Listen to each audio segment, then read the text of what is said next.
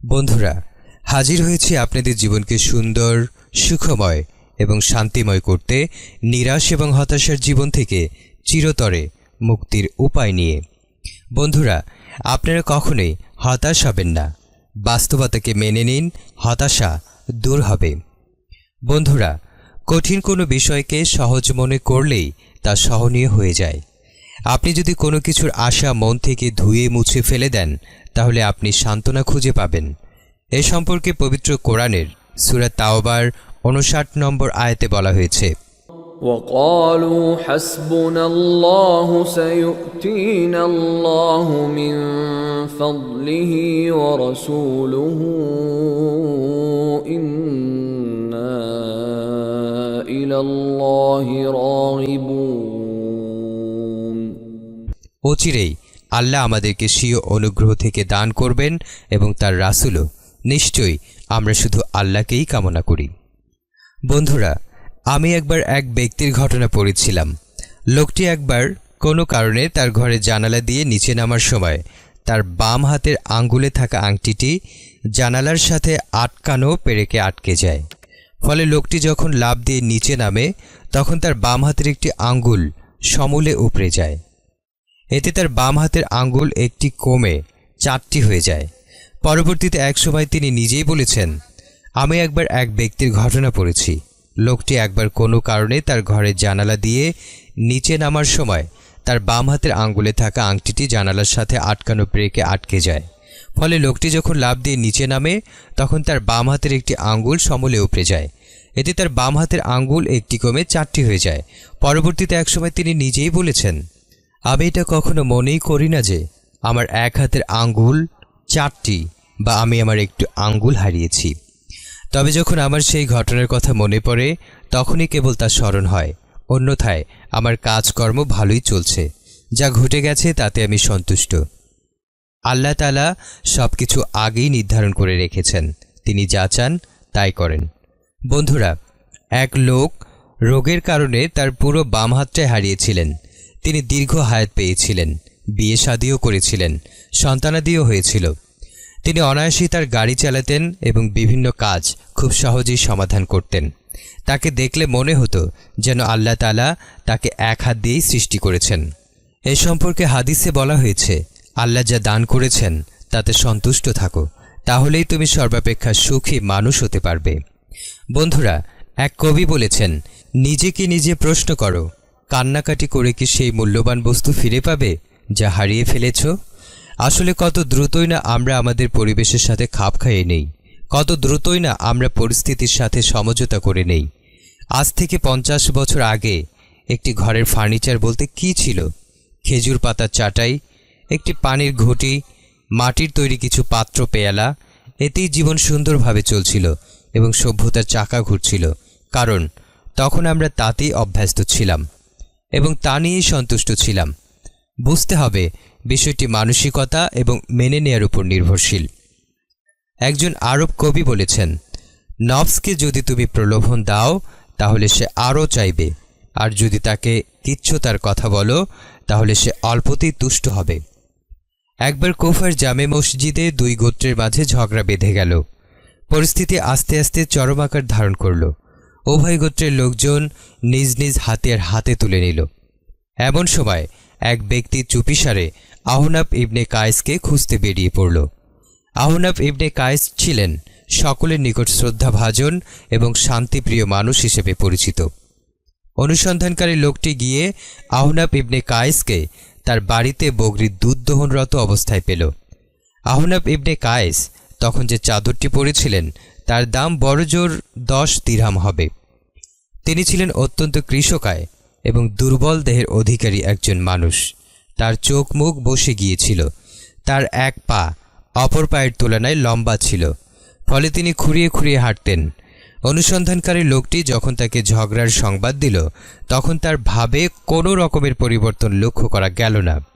যথারীতি তিনি শান্তই থাকলেন, কারণ এই ধরনের ঘটনায় তিনি অভ্যস্ত হয়ে গিয়েছিলেন।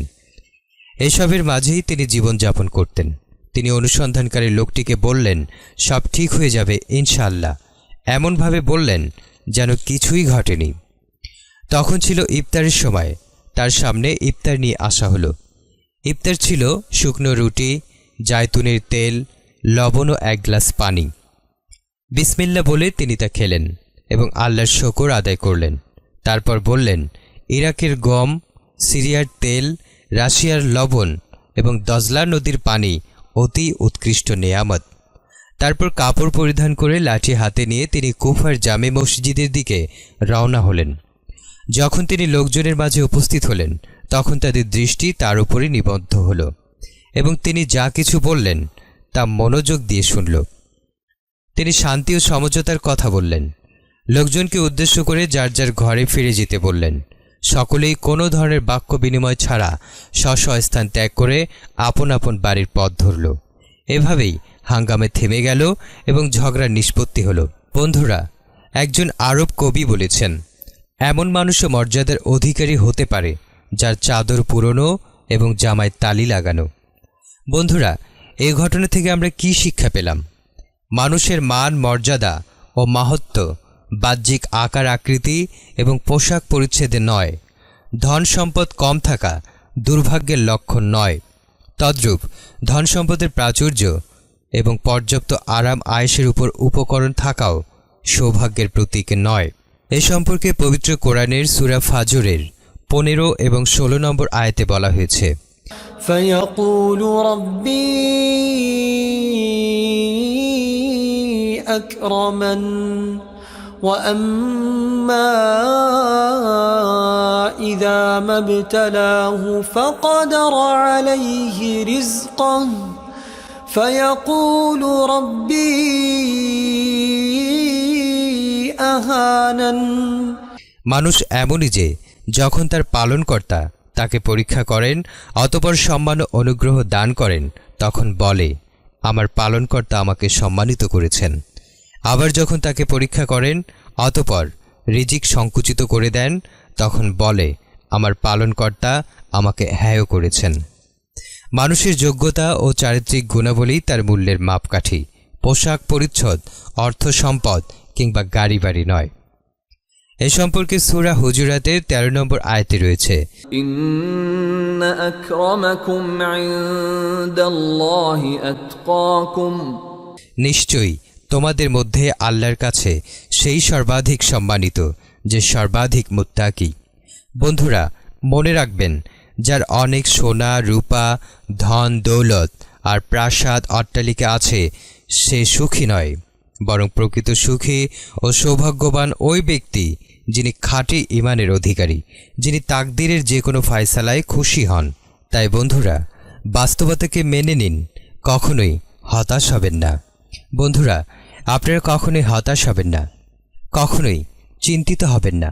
চিন্তার কোনো কারণ নেই, মৃত্যু একদিন আসবেই। আমরা জালিম, মজলুম, দুর্বল, সবল, ধনী, গরিব যাই হই না কেন, মৃত্যুর স্বাদ একদিন আমাদের সকলকেই আস্বাদন করতে হবে। এটি নতুন কোনো বিষয় নয়। আপনি মারা যাবেন, আপনার পূর্বেও বহু মানুষ মারা গেছেন। ইবনে বতুতা বর্ণনা করেছেন, পৃথিবীর উত্তরাঞ্চলে একটি কবরস্থান আছে, তাতে 1000 রাজা বাদশাকে কবর দেয়া হয়েছে। ওই কবরস্থানের প্রবেশপথে একটি ফলকে লেখা আছে, এ সকল রাজা বাদশাহ ও বড় বড় নেতাদের ব্যাপারে মাটিকে জিজ্ঞাসা করো, তারা সবাই এখন শুধু হাড় হয়ে আছে। বন্ধুরা, আশ্চর্যের বিষয় হচ্ছে দিন রাত এত মানুষ মারা যাচ্ছে, চোখের সামনে এত মৃত্যুর ঘটনা ঘটছে, তা দেখেও মানুষ নিজের মৃত্যুর ব্যাপারে উদাসীনতায় ডুবে থাকে, যেন সে চিরকাল বেঁচে থাকবে, যেন সে কোনোদিন মারা যাবে না। এ সম্পর্কে সূরা হজের 1 নম্বর আয়াতে বলা হয়েছে, يا أيها الناس اتقوا ربكم إن زلزلة الساعة شيء عظيم। হে মানবজাতি, তোমাদের পালনকর্তাকে ভয় করো, নিশ্চয়ই কিয়ামতের প্রকম্পমান এক ভয়াবহ ব্যাপার। সূরা আম্বিয়ার 1 নম্বর আয়াতে বলা হয়েছে, মানুষের হিসাব নিকাশের সময় ঘনিয়ে এসেছে, অথচ তারা অবহেলায় বিমুখ হয়ে আছে।